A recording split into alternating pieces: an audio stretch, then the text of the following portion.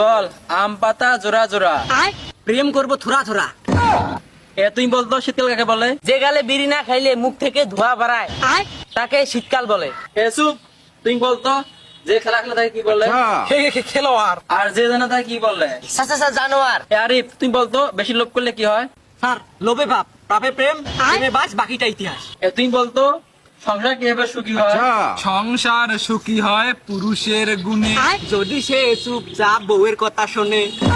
TikTok কাকে বলে তোদের মধ্যে কে বলতে পারে বলতো?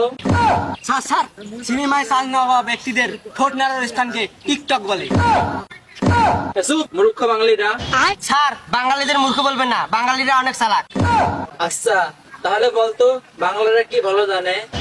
বাঙালিরা বাস দিতে ভালোই পারে। এই কি বললি? তাই তো স্যার, বাঙালিরা বরফের পিছনে বাস ঢুকিয়ে একে আইসক্রিম বলে। আচ্ছা তোরা কি জানিস বিদ্যাসাগর রাস্তায় ঘুরে ঘুরে পড়ালেখা করতো? স্যার আমিও তো বিদ্যাসাগর হতে পারতাম। যুগ রাস্তায় ঘুরে বেড়াই, গাড়ি চাপাতি যুগ মরে যায়। তোরা মানুষ হলি না। তাহলে বলতো স্টুডেন্ট কত প্রকার?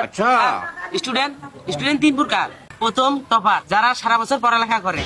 আর দ্বিতীয় ব্রিলিয়ান্ট, যারা পরীক্ষার 2 দিন আগে পড়াশোনা করে। স্যার 3 নাম্বারটা আমি বলতেছি।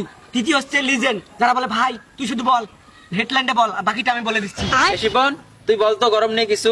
ও গরম রে তুই অপরাধী রে, আমার স্বপ্নে করা শীতকালটা এনে দে। আরিফ তুই আফ্রিকার জঙ্গল নিয়ে একটা রচনা বলতো? স্যার আফ্রিকা হচ্ছে একটি মহাজঙ্গল, যেটি ভারত মহাদেশের একটি বড় জঙ্গল। এখানে জঙ্গলে অনেক বড় বড় হাতি আছে। এই হাতির পরিবার ওইখানে থাকে, আবার হাতি ওইখানে হাঁটাচলা করে। অনেক বড় বড় হাতি দেখা যায় ওখানে, হাতির পরিবার খেলা খেলে ওখানে। হাতি আবার ওই আফ্রিকা জঙ্গলে খেলা খেলে। আবার হাতির দুটো কান আছে, আবার হাতির একটা লেজ, এই দুটো এরকমটা লেজ আছে। তারপরে হাতি ছাড়া অনেক কিছু নাই। এটা আফ্রিকা মহাজঙ্গলটা হচ্ছে একটা হাতির জঙ্গল, সেখানে হাতি ছাড়া কিছুই নেই স্যার।